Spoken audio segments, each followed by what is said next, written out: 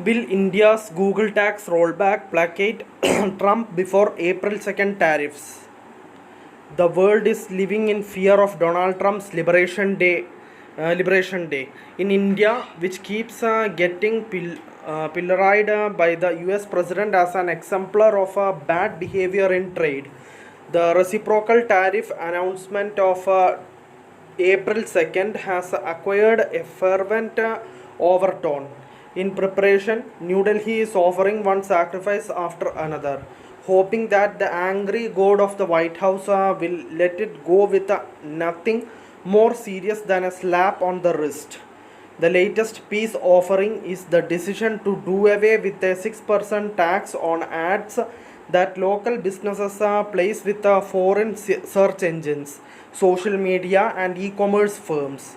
This is Prime Minister Narendra Modi's way of telling Trump, look, we are in China. Not only do we allow Alphabet Incorporation and Meta Platforms Incorporation to hog our digital advertising pie. If you want us to make it cheaper for them to operate, that's fine too. The sacrifice is a win for Trump, though it isn't much of a loss for Modi. Known colloquially as the Google tax, the levy has a bad idea when it was introduced in India's 2016 budget. Since then, domestic advertisers have had to withhold 6 cents on the dollar when they get their bills from places like Ireland, where online platforms typically book their revenue. Just like Trump's tariffs will be mostly paid by American consumers, the burden of the so-called Indian equalization levy had to be absorbed not by the tech platforms but by the advertisers. It pushed up costs for local businesses. Where would they advertise if not on Google or Facebook? As I had written in 2016, India was opening a Pandora's box of unnecessary confrontation. Big Tech's refusal to pay its fair share of taxes was and continues to be a global challenge. The OECD framework on base erosion and profit shifting had urged countries to avoid working at cross purposes and making the problem worse. That's exactly what happened. Other countries such as the UK and France copied the move. The levy became a convenient device for New Delhi to mop up about $500 million annually. In fact, the first small drop in collection occurred only 6 years later, a sign that the advertisers were resigned to the extra cost. India's high-profile tax disputes with Vodafone Group PLC and Cain Energy PLC have given it a bad rep globally. However, these were British companies, whereas digital services are mostly offered by American platforms. Still, diplomats in Washington failed to move the needle. In 2020, India flatly told the first Trump administration that its digital services charge was not aimed at any particular country and the decision would not be reconsidered.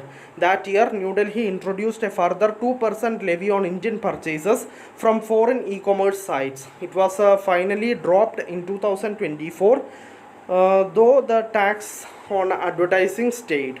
All of a sudden, old hubris has been replaced by a new spirit of sacrifice. The question is whether this U-turn will prompt the US to sink its teeth still deeper into its trading partners' policies, including the elaborate system it has for charging domestic spending on goods and services. India's consumption taxes are a value added tax or VAT. They go as high as 28%. The finance minister said this month that authorities are very close to making some critical decisions on rate reductions. While there are nothing to suggest this was triggered by US India trade negotiations, one of the non tariff barriers Mr. Trump had talked of is countries charging VAT. Nomura Holdings Incorporation wrote in a recent report. This can't be a quick concession, though New Delhi will have to get India's 28 states on board before it can offer a retooling of its consumption taxes in a bilateral trade agreement with the US. Although Trump has promised to be lenient to all countries, he has also slapped a surprise 25% duty on auto imports. The focus of India's diplomacy is to avoid being singled out for similar harsh treatment on April 2nd, hence the abolition of the Google tax.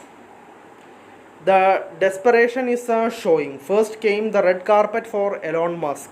Trump's head of government efficiency has a choice. He could either bring in Tesla cars from Germany if he gets a big concession on a current 110% effective import duty, or he could get contract manufacturers to assemble them locally. Then there is SpaceX satellite broadband. Starlink doesn't yet have regulatory approvals, but when it does, it will have a market. India's two largest wireless carriers have in recent days gone from being Musk's bitter rivals to his chosen partners. The destination is clear for Washington by its actions this week or in negotiations later. The Trump administration will push India to slash its trade weightage average tariff to American levels of 2.2% from 12%. India will negotiate for higher limits, particularly to protect its economic vulnerable politically powerful farmers. A reprieve on agriculture might mean concessions on other taxes.